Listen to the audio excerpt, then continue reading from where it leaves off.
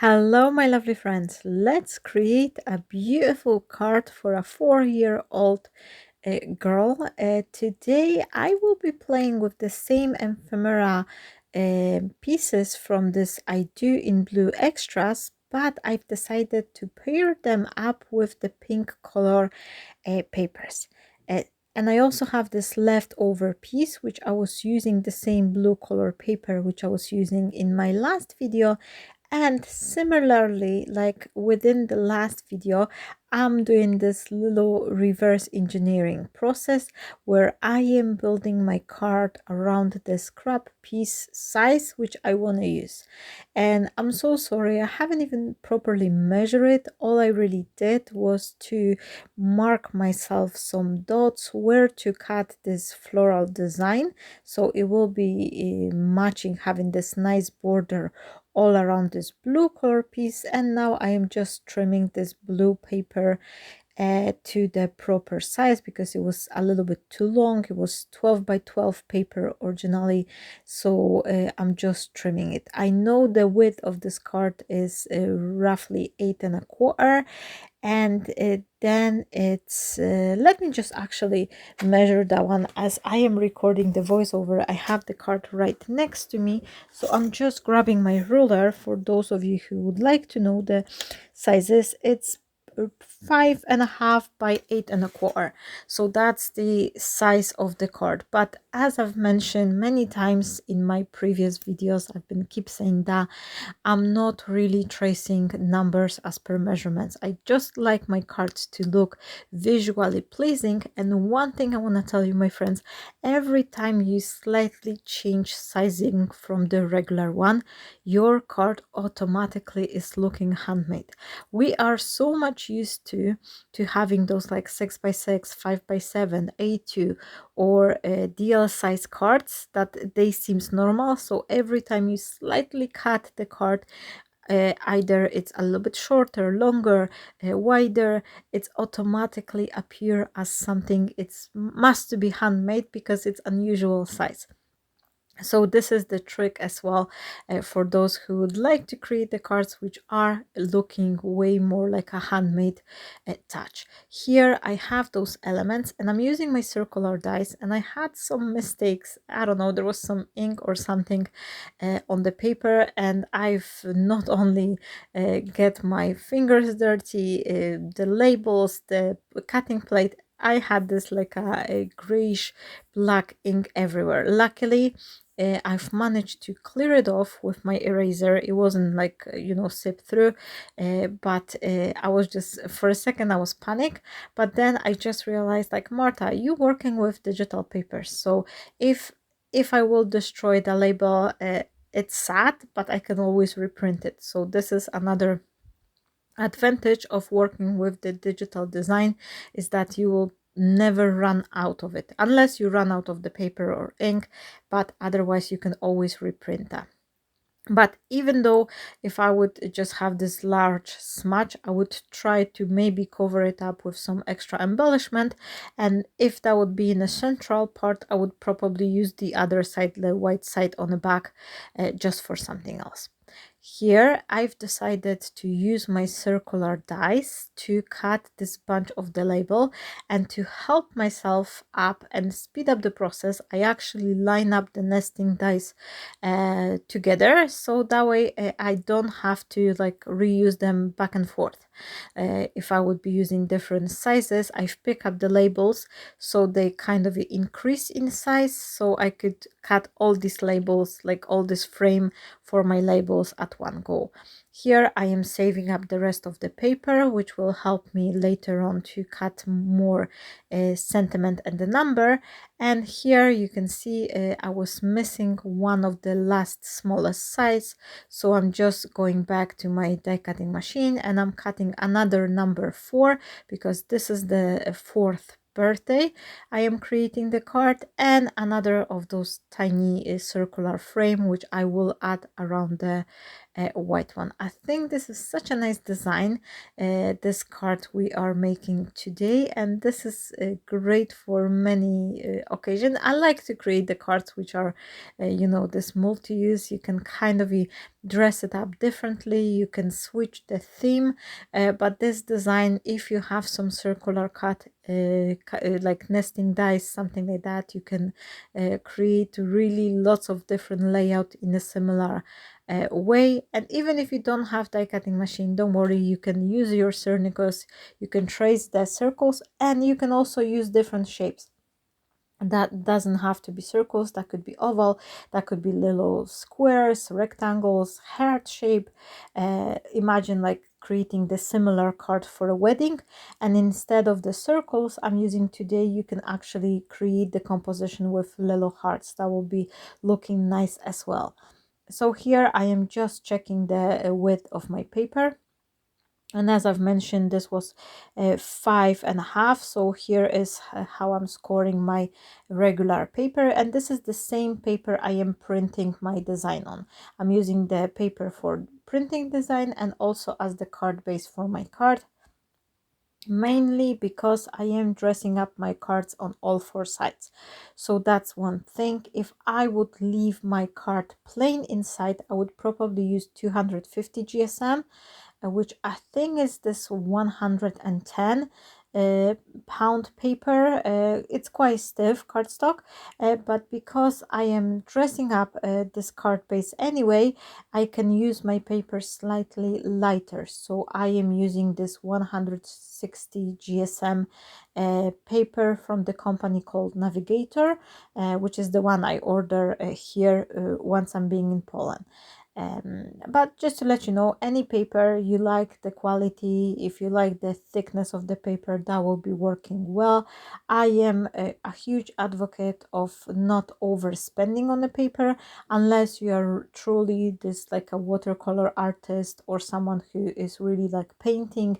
You need this good quality cardstock, then you can spend that extra money.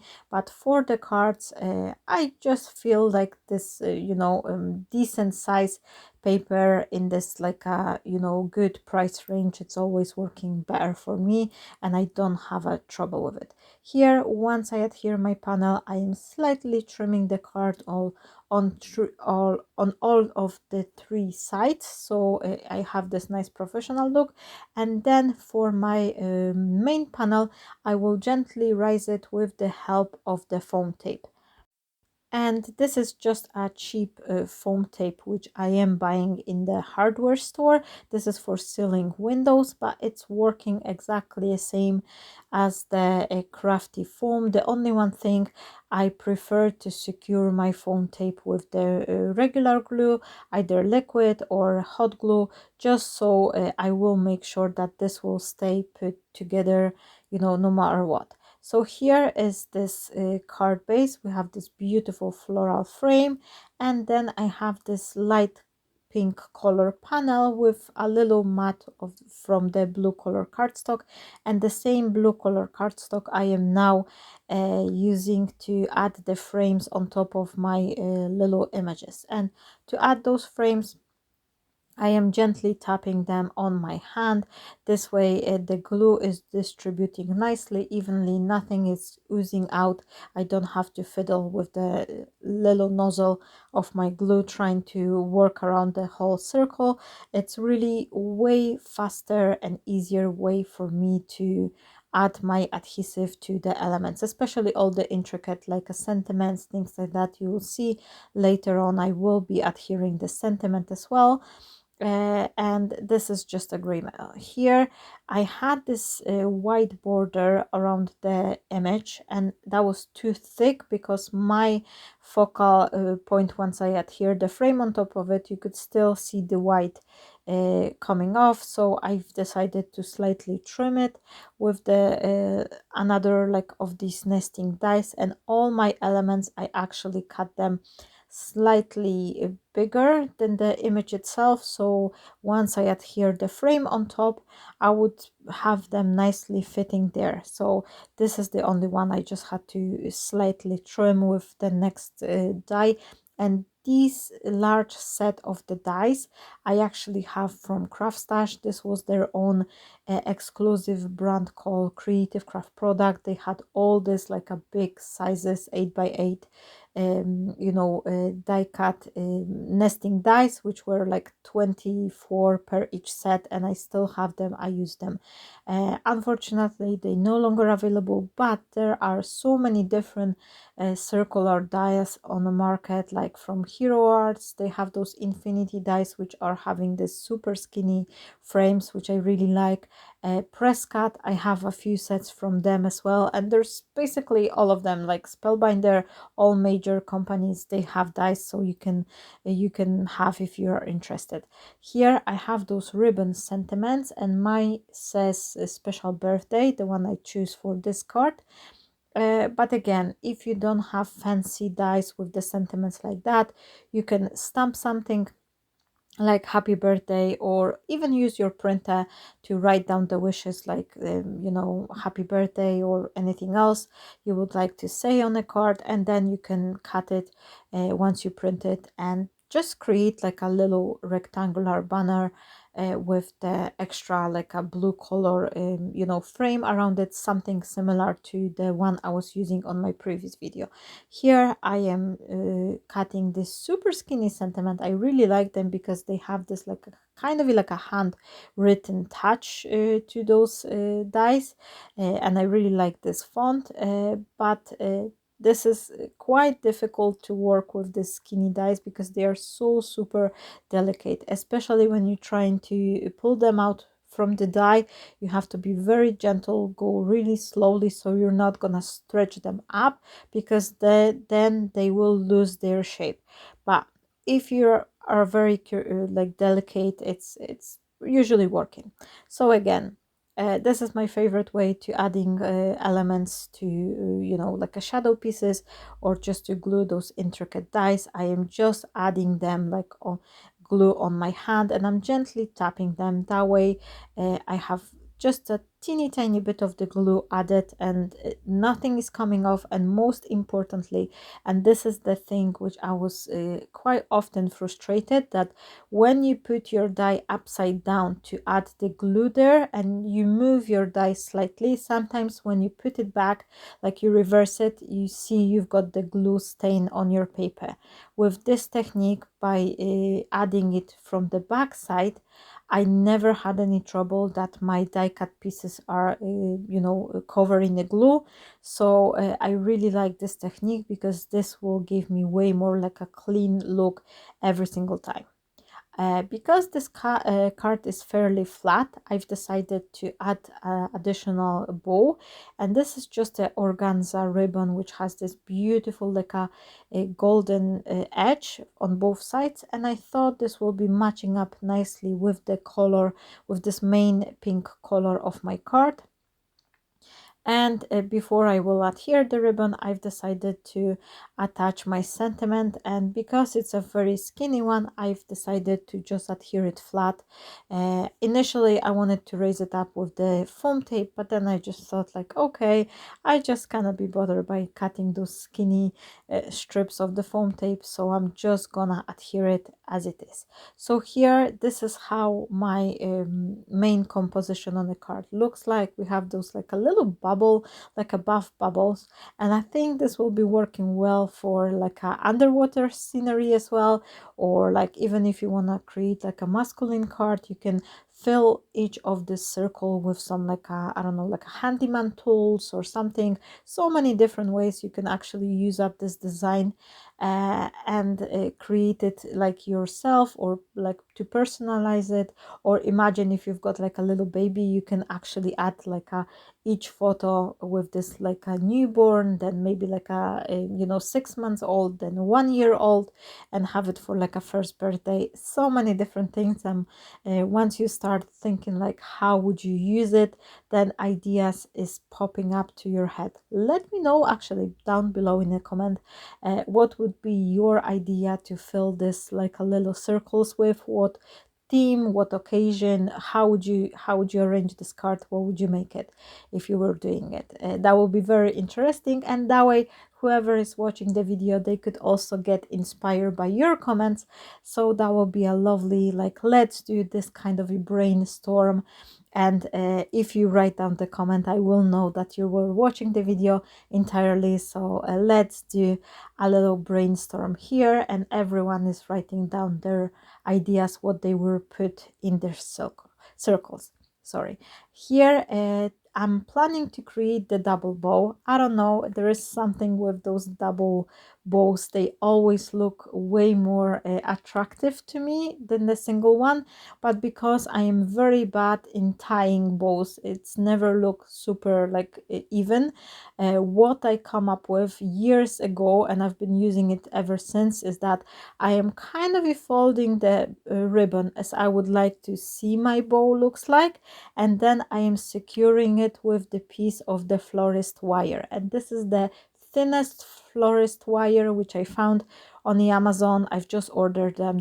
They are super flexible, so you don't really need any strength, but that way, instead of it trying to tie a double bow, I can easily secure it, cut the wire, and no one will see it. Especially that usually in the center of those bows we usually add some like a little pearls or something, then it's not trouble at all.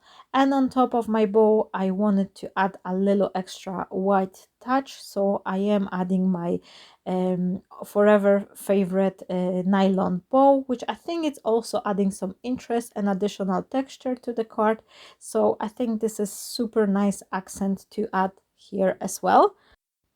And once my bow will be attached, I will cover the central part of it with this beautiful little like a blue color pearl. And these are quite large pearls. I think they're like 12 mm size, which I also bought in an Amazon. There were like a whole packets, I think it was like 100 of them, and these are super nice if you need this kind of like a more substantial, like you've got this focal point like an element, you need this big central point. I really like those blue color pearls. So here I am just adding a little dash of the hot glue, and basically my card is ready. I hope you enjoyed this inspiration. Let me know if you would like to see cards for like a little kids, or for which birthday would you like to see the cards for, like a 18, 16, 21. Write down the age, what is most interesting for you, maybe for like a 7 years old boy or someone. Give me a shout. I'll be taking those on board and try to bring you some inspiration accordingly to your requests. So that will be me for today. Thank you so very much everyone who's been watching, and to all of you who's been joining my sunshine family. Don't forget to click on the like in the description area where you can get some free printable design. That will be me for today. I hope to see you shortly, and have a wonderful day everyone. Happy crafting, and bye bye.